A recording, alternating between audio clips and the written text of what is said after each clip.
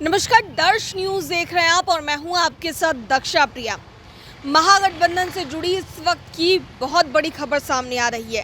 दरअसल जिस तरीके से झारखंड विधानसभा का चुनाव होना है और अब तक सीट शेयरिंग पर मामला फंसा हुआ है महागठबंधन में।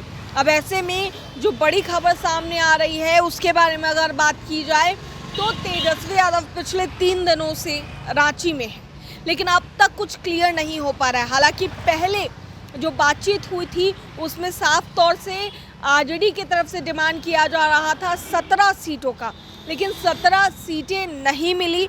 और अब ऐसे में अगर हेमंत सोरेन की पार्टी की बात की जाए, झारखंड मुक्ति मोर्चा की बात की जाए, तो उनकी तरफ से 70 सीटों को लेकर ऐलान किया गया था कि कांग्रेस और जेएमएम मिलकर इन 70 सीटों पर चुनाव लड़ेगी और बाकी के जो दल हैं यानी कि आरजेडी और वाम दल, ये दोनों ही दलों को 11 सीटों में ही मैनेज करना पड़ेगा। और इसी को लेकर के तेजस्वी यादव की नाराज़गी साफ देखने को मिल रही थी। वो काफ़ी ज़्यादा नाराज़ नज़र आ रहे थे। बहुत बार मुलाकात भी झारखंड के मुख्यमंत्री हेमंत सोरेन से उनकी हुई। राहुल गांधी जब यहाँ आए तब उनसे मुलाकात हुई, लेकिन तब भी कोई बात नहीं बनी। हालांकि अभी भी तेजस्वी यादव रांची में मौजूद है, लेकिन अभी जो फिलहाल खबरें सामने आ रही है कि 9 सीटें फिलहाल डिमांड कर रहे हैं तेजस्वी यादव। और ऐसे में 9 सीटों में से 7 सीटें जो हैं वो आरजेडी को मिलेंगी और 2 सीटें वो सीपीआई के लिए डिमांड करते हुए नजर आ रहे हैं। हालांकि उनको कहा ये जा रहा है कि 7 सीटों पर आप मैनेज करिए, 7 सीटें लीजिए और 2 इसमें से माले को दीजिए, लेकिन इस पर तेजस्वी यादव अभी तक तैयार नहीं हो रहे हैं। आरजेडी सुप्रीमो लालू प्रसाद यादव से भी उनकी बातचीत हुई है, लेकिन अब तक कुछ क्लियर नहीं हो पाया है।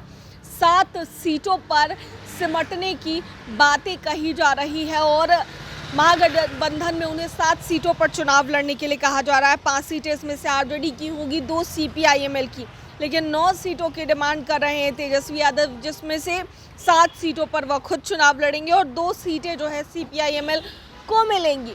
अब ऐसे में देखने वाली बात होगी कि आगे क्या कुछ निकलकर सामने आता है। फिलहाल जो राजनीतिक परिस्थिति बनी हुई है वो झारखंड में काफ़ी ज़्यादा उथल पुथल चल रही है, क्योंकि आप देखें कि पहला चरण का जो चुनाव है विधानसभा का वो 13 नवंबर को है। दूसरे चरण की अगर बात की जाए तो वो 20 नवंबर को है और 23 को काउंटिंग भी होनी है। ऐसे में कई सारे ऐसे प्रत्याशी हैं जिन्होंने नामांकन कर लिया है, लेकिन अभी तक महागठबंधन में कुछ क्लियर नहीं हो पाया है।